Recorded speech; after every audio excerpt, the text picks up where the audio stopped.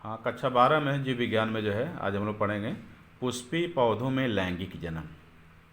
अब पुष्पी पौधों में लैंगिक जनन में क्या होता है, देखो मैंने नोट्स बनाया है। जनक पौधों द्वारा अपनी जनन कोशिकाओं या युग्मकों का प्रयोग कर नए पौधे को जन्म देते हैं। तो जन्म देने की इस प्रक्रिया को लैंगिक जनन या प्रजनन कहते हैं। अब पादप या पौधों में भी जो नर मादा अलग अलग होते हैं, किसी किसी में जो है एक ही पर पाया जाता है। जिनमें जो है अलग अलग होते हैं उनको एक लिंगी पौधे कहते हैं। जिनमें दोनों नर और मादा एक ही पाए जाते हैं उन्हें द्विलिंगी पौधे कहते हैं। अब पुष्प के कुछ भाग को मैंने बताया इसमें, देखो रिसेप्टिकल, वाह्यदल, पंखुड़ियाँ, पुंकेसर, अंडप। पहला इसमें है रिसेप्टिकल।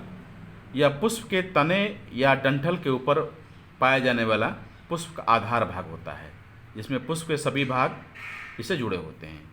वाह्यदल क्या होता है? वाह्यदल हरे रंग का होता है, हरे रंग के पत्ते के समान होता है, जो पुष्प के सबसे बाहरी हिस्से में मौजूद रहता है। और इसमें जो कली अवस्था में जो पौधे पुष्प पाए जाते हैं तो इनको सुरक्षा घेरा बना कर रखे रहता है, इसको जो है ढका रहता है। फिर इसके बाद जो है पंखुड़ियाँ, जिसको हम सब पंखुड़ियों को मिलाकर दलपुंज कहते हैं। पुष्पों के पंखुड़ियों में खुशबू होती है तथा परागण के लिए कीटों को आकर्षित करते हैं। इनका काम पुष्प के मध्य भाग में उपस्थित जनन अंगों की रक्षा करना होता है। इसके बाद जो चौथा हम पुंकेसर देखते हैं। पुंकेसर का हमने एक फिगर बनाया है, जिसको देखो ये फिलामेंट नीचे तंतु होते हैं और इसको पूरे को हम परागकोश कहते हैं, जिसको इंग्लिश में एंथर बोलते हैं। और जो बीच में दर्शाया गया है पालन ग्रेन है, जिसको परागण कहते हैं। इसको सबको मिला करके स्टेमेन यानी पुंकेसर कहते हैं। पुंकेसर जो है नर जनन अंग होता है, यह पौधे का नर जनन अंग होता है। परागकोश तंतु दो हिस्से होते हैं। परागकोश में परागण उत्पन्न करता है, जिसको हम पौधे के नर युग्मक पाए जाते हैं।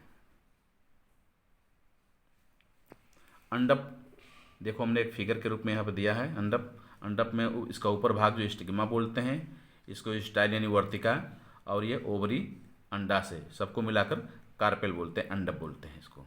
इसमें ओव्यूल होता है ये, और ये मादा युग्मक जो है यानी अंड होते हैं। अंडप मादा जनन अंग होता है। क्या होता है ये मादा जनन अंग होता है तथा पौधे के मध्य भाग में पाया जाता है। इसका आकार कैसा होता है? सुराही के समान होता है। और उसमें तीन भाग, हमने अभी बताया ना, तीन भाग होते हैं, स्टिग्मा, स्टाइल और ओवरी। इसको कहते हैं, हिंदी में बोलते हैं स्टिग्मा, वर्तिका और अंडाशय। अंडप के शीर्ष हिस्से को हम स्टिग्मा बोलते हैं, जो चिपचिपा होता है तथा पुंकेसर के परागकोश से परागण प्राप्त करता है। अंडप का मध्य भाग वर्तिका कहलाता है। वर्तिका एक नली के समान होता है, जो स्टिग्मा को अंडाशय से जोड़ती है। अंडप का निचला हिस्सा जो फूला हुआ होता है अंडाशय कहलाता है। यहीं पर बीजांड बनाए और रखे जाते हैं। अंडाशय में कई बीजांड होते हैं। प्रत्येक अंडाशय में पौधे का एक मादा युग्मक पाया जाता है। अंडप के अंडाशय में मादा युग्मक बनती है और पौधे के मादा अंग को हम जायंग भी कहते हैं। तो इसको ये फिगर में भी दर्शा दिया गया है और ये पुष्प के बताया गया। देखो अभी हमने जो है पुष्पी पौधों के भाग के बारे में बताया और कैसे जनन क्रिया होती है। इसको नोट्स के रूप में हमने लिखा है और इसको व्हाट्सएप पर भेज रहे हैं। इसको सब लोग जो है लिखेंगे अपने कॉपी में और याद करेंगे। लॉकडाउन का पालन करेंगे, कहीं घूमेंगे नहीं, अच्छी तरीक़ा से इसको याद करेंगे और लिखेंगे।